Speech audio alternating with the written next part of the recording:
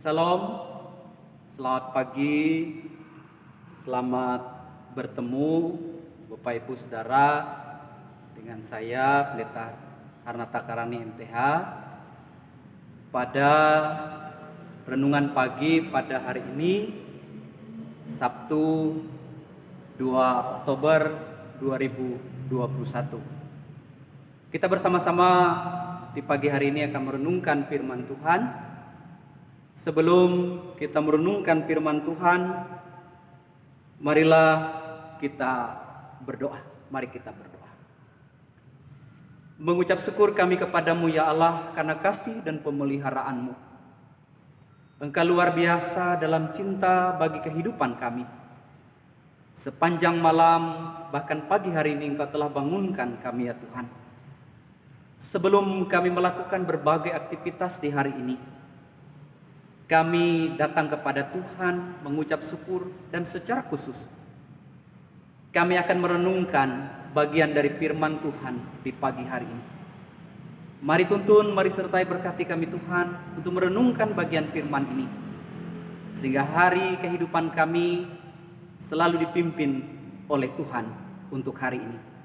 Dalam nama Tuhan Yesus kami memohon kuasa Roh Kudus untuk menuntun kami mendengarkan firman Tuhan. Amin. Bapak Ibu, Saudara yang terkasih dalam Tuhan Yesus Kristus, bagian firman Tuhan yang kita renungkan pada pagi hari ini didasari dari kitab Lukas pasal 16 ayatnya yang ke-14 sampai dengan 18. Yang saya bacakan demikian. Semuanya itu didengar oleh orang-orang Farisi, hamba-hamba uang itu. Dan mereka mencemoohkan dia. Lalu ia berkata kepada mereka, "Kamu membenarkan diri di hadapan orang, tetapi Allah mengetahui hatimu, sebab apa yang dikagumi manusia dibenci oleh Allah. Hukum Taurat dan kitab para nabi berlaku sampai kepada zaman Yohanes. Dan sejak waktu itu kerajaan Allah diberitakan dan setiap orang menggagahinya, berebut memasukinya. Lebih mudah langit dan bumi lenyap daripada satu titik dari hukum Taurat batal. Setiap orang yang menceraikan istrinya lalu kawin dengan perempuan lain, ia berbuat zina. Dan barang siapa kawin dengan perempuan yang diceraikan suaminya, ia berbuat zina."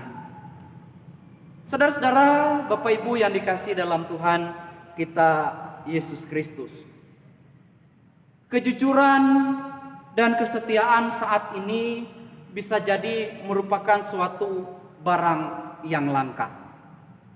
Kita melihat sendiri Bapak Ibu Saudara yang kekasih dalam Tuhan, bagaimana di zaman sekarang kesetiaan itu mudah sekali luntur.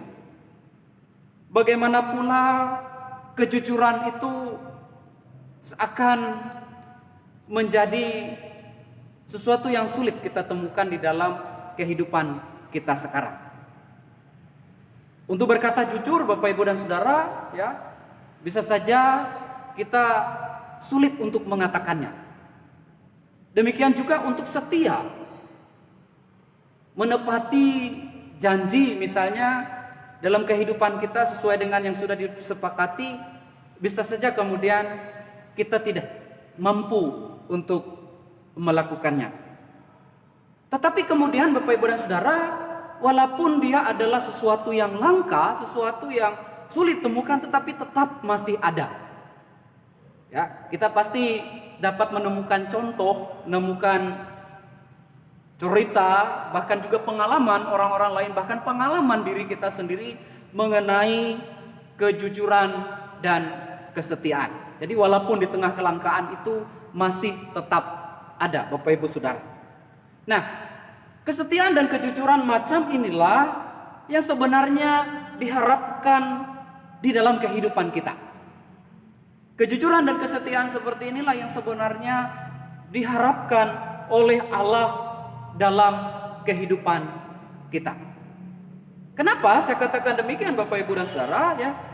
Dalam bacaan kita, ketika kita melihat bersama-sama Tuhan Yesus berbicara secara keseluruhan, yaitu tentang menjadi hamba Allah atau menjadi hamba Mamon. Ya, Tuhan Yesus dalam hal ini Bapak Ibu dan Saudara berbicara tentang menjadi hamba Allah atau menjadi hamba Mamon. Kita melihat dalam bacaan kita ya, secara keseluruhan Bapak Ibu Saudara yang kekasih dalam Tuhan, ini berbicara tentang orang-orang Farisi. Ya. Artinya orang-orang Farisi yang pada saat itu mendengar perkataan Tuhan Yesus, mana Tuhan Yesus mengajar banyak orang, tetapi mereka merasa bahwa ini adalah menyinggung mereka. Ya, ini dikatakan membawa mereka atau membuat mereka terbuka seluruh keberadaan diri mereka. Nah, itu kita melihat dalam bacaan kita ayatnya yang ke-14 tadi dikatakan semuanya itu didengar oleh orang-orang Farisi, hamba-hamba uang itu, dan mereka mencomoohkan dia. Kita melihat latar belakangnya Bapak Ibu Saudara yang kekasih dalam Tuhan Yesus Kristus, ya, bahwa orang-orang Farisi ini diperhadapkan kepada tindakan mereka sendiri. Ya, diperhadapkan kepada bagaimana mereka dalam hal mengelola keuangan, mengelola hidup mereka, mana yang lebih utama, mana yang lebih prioritas, mana yang lebih penting bagi mereka. Kita tahu Bapak Ibu Saudara ya, jemaat yang dikasih dalam Tuhan, bahwa mereka ini adalah tokoh-tokoh agama. Ya, mereka adalah pemimpin-pemimpin umat yang seharusnya membawa umat itu lebih dekat kepada Tuhan. Bahkan dalam ajaran mereka harus mengajarkan kesetiaan, kejujuran, dan ketaatan kepada Tuhan. Tapi ternyata rupanya dalam praktek kehidupan mereka, yang mereka cintai, yang mereka lebih sukai adalah menjadi hamba uang. Makanya ketika Tuhan Yesus berbicara itu kepada mereka, mereka tersinggung, mereka mencemooh itu, karena ini membuka aib mereka, Bapak Ibu dan Saudara. Ya, mereka mencemooh perkataan Tuhan Yesus itu karena ini membuka aib mereka. Makanya Tuhan Yesus katakan dalam ayat kita, ayat 15 ya. Lalu ia berkata kepada mereka, kamu membenarkan diri di depan orang, tetapi Allah mengetahui hatimu, sebab apa yang dikagumi manusia dibenci oleh Allah. Sikap yang tamak, sikap yang kemaruk, sikap yang terlalu mencintai harta dunia itu dibenci oleh Allah, Bapak Ibu Saudara. Memang kita menyadari juga bahwa hidup ini dibutuhkan materi. Ya, hidup ini dibutuhkan fasilitas penunjang dan lain sebagainya. Tapi ketika itu menjadi prioritas utama, atau kemudian itu yang utama dikejar, dan inilah yang telah terjadi dengan kehidupan orang-orang Farisi pada saat itu, maka ini yang Tuhan Yesus tidak perkenankan. Karena itu Tuhan Yesus menegur orang Farisi dan mereka mencemooh dia. Nah, karena itu Bapak Ibu Saudara yang kekasih dalam Tuhan kita Yesus Kristus, apa yang menjadi penting di dalam kehidupan kita jikalau demikian pada pagi hari ini? Sekali lagi saya katakan bahwa di tengah dunia yang langka tentang kesetiaan dan kejujuran ini, Tuhan Yesus mengingatkan kita untuk lebih setia kepada Tuhan, untuk lebih mengandalkan Tuhan, untuk lebih lagi memprioritaskan Tuhan dalam kehidupan ini, untuk lebih lagi hadir sebagai anak-anak Tuhan, hadir sebagai orang-orang percaya yang telah diberkati, hadir sebagai orang-orang percaya yang telah dipimpin dengan sangat luar biasa oleh Tuhan, dan kita harus jadi berkat.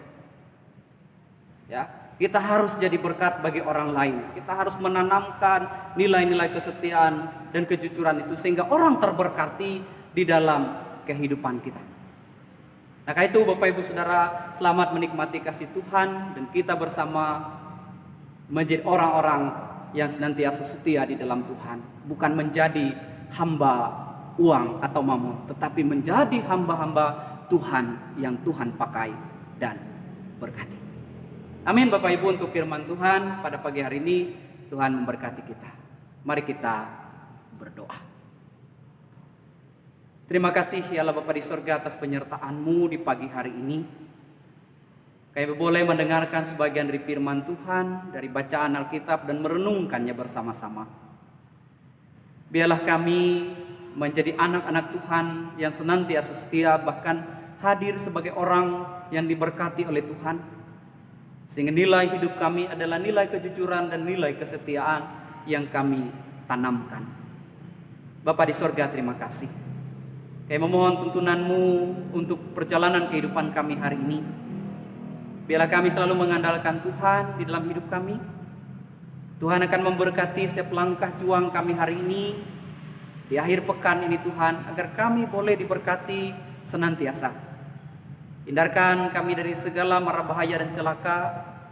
Hindarkan kami dari musibah kejadian yang tidak mampu kami pikul dan tanggung. Tapi bersama dengan Tuhan, jikalaupun itu tetap terjadi, kami selalu percaya tangan Tuhan mengasihi kami.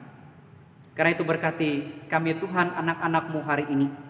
Berkati kami ketika bekerja dalam tugas rutinitas kami masing-masing. Ketika kami melangkah kemanapun pekerjaan kami, Tuhan berkenan memimpin membimbingnya, sehingga kami bekerja dengan baik, bekerja dengan roh hikmat daripada Tuhan, dan kembali ke keluarga kami ketika kami selesai bekerja juga dalam tuntunan Tuhan. Berkati kami yang tinggal di rumah, atau berkati kami yang sudah masa pensiun atau menikmati masa tua kami. Mohon penyertaan Tuhan agar semuanya berjalan dengan lancar dan baik. Berkati juga ya Tuhan jika kami dalam keadaan sakit dan lemah. Berkati kami yang terbaring di rumah sakit ataupun di rumah tangga keluarga kami. Mereka mengasihi kami dan kami berharap kami segera pulih dan sembuh ya Tuhan Allah. Bapa di sorga, juga kami mohon Engkau juga memberkati saudara-saudara kami yang dalam tugas pelayanan mereka. Mereka mempersiapkan diri untuk menjalankan tugas tanggung jawab mereka.